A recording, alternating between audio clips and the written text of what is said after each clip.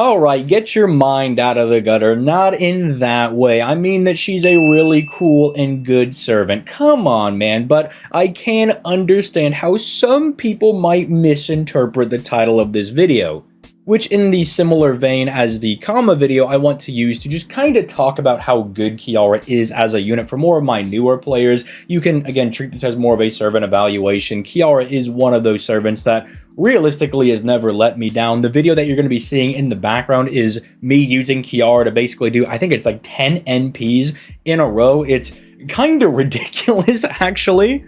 And suffice to say, she's quite the good servant. If you need somebody to just absolutely blow the back out of a challenge quest, Kiara is your girl, because she is pretty well tricked out to being able to take those guys down. And if you also want a, I guess, more unorthodox farmer, Kiara can also be used for that. I've kind of been pushing that for about the last 6 months-ish because people just don't seem to know that Kiara can do looping. It's not like it's the prettiest thing that you'll ever do, but it's also surprisingly easy. You know, it's not the Nero farming where you're having to work with a one-hit NP and things can be a little bit dicey. You can still use her against berserkers and whatnot, but I mean, obviously, you could use someone like Summer Melusine, Summer Ibuki, Summer Masashi, who has ridiculous NP gain, and get better results, but it's also a lot funnier to use Kiara because she's pretty much exclusively a challenge quest servant, or that's at least how most of the fandom is thinking about her. So, again, I know I'm going to sound like a broken record. I recommend saving for the anniversary or for summer because the banners are really crazy, blah, blah, blah, but if you must summon for Kiara, because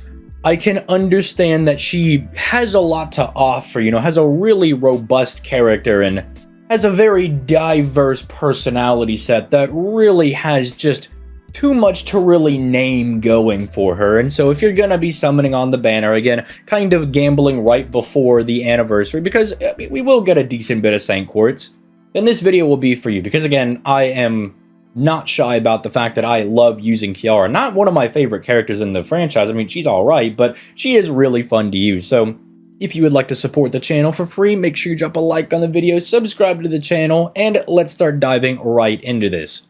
Now again, as you can see in the background, you know, you can see her firing NPs back to back to back with pretty, you know, insane precision. We are kind of juggling a couple of extra supports, but usually when you see a servant doing, you know, 7 NPs back to back to back, it's usually somebody like Melusine who just stacks NP gain to where even after her first and second skills have run out of their buffs, you still have those stacks of NP gain going, and especially if you're finding those arts cards where you're doing a solo with her where you're guaranteed to find them, she almost just can't be stopped.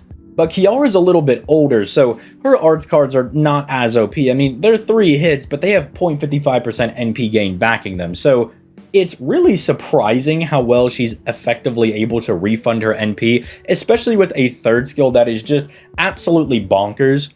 I mean, not only is it survivability, but you're getting a waiver crit buff, you're getting, again, that Nero NP gain buff that she just received on her third skill, 50%. You're getting 50% debuff resistance, which is kind of aged out a little bit. You know, nowadays, you would at least like to have 100% or just straight up debuff immunity, but it is nice that she at least has it. And then she buffs her healing rate, which I've already talked about in other videos, that it makes an already insane 5,000 heal, which again, she's an art servant, pairs really nicely with not only Castoria, but Lady Avalon, because you're getting all that max HP, and you can actually fill it back up with these fat globs of NP that are really easy to get back, as we're demonstrating she can loop like a madman.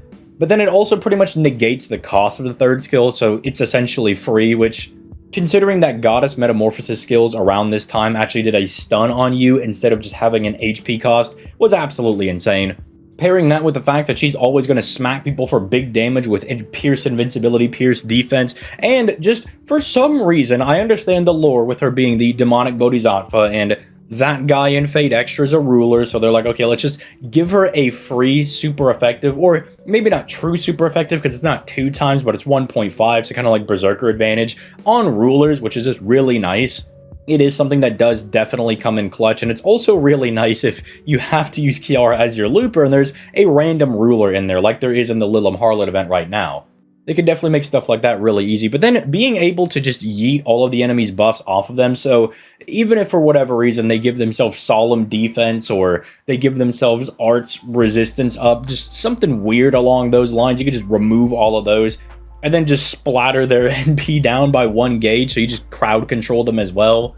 And then essentially guarantee that any of your debuffs are going to land for that turn, which she herself has a defense down and a big arts resist down on her first skill with a 50% battery. I mean, this is a servant you really can't go wrong with, and anytime I bring her to a boss fight, she just absolutely cooks them. Now, there is this early FGO sentiment of, oh, well, you have to get Kiara to, like, higher NP copies. If she's NP1, you know, you're never going to get through the boss fight. She does so little damage. But that was also before she had her skill 1 and her skill 2 buff alongside the NP rank up that she has. Now, I'm not saying she does ridiculous amounts of damage, but it's definitely more serviceable than it was when she released. Yeah, when she originally released in year 2, she was kind of a potato, but now with all of these buffs, I can say that an NP1 Kiara does fine enough damage, and I have somewhat of a comparison because on my main JP account, I have her at NP3, and she definitely cooks a lot harder with an NP3. You definitely do get more damage out of that, but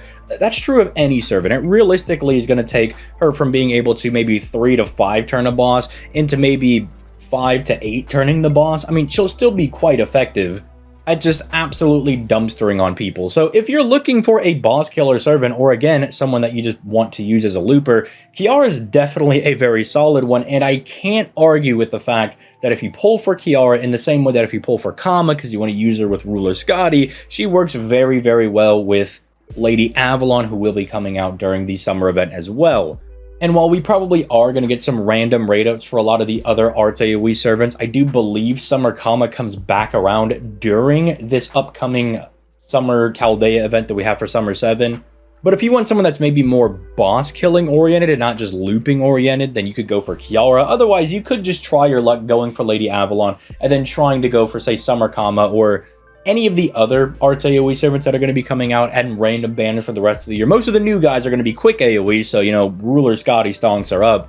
But I could also see the argument of like, well, if you want a looper, you could just wait for one of the other Arts AoE banners to come back around. You could try the GSSR, and again, also you could just wait for Summer Kama. But let me know in the comments down below if you are going to be summoning on the Kiara banner. I wish the best of luck to everybody going on that banner. Go find your favorite Dojin and use that as a catalyst. Trust me, Kiara will absolutely love that. Or if you can't find a good one, if you have a globe sitting around, put that next to your desk or your bed or wherever have you you're going to be pulling for, and that globe might be the best catalyst you can get. But with all that being said, I'm going to go ahead and get out of here. You guys have yourselves a nice one, and I'll catch y'all in the next video.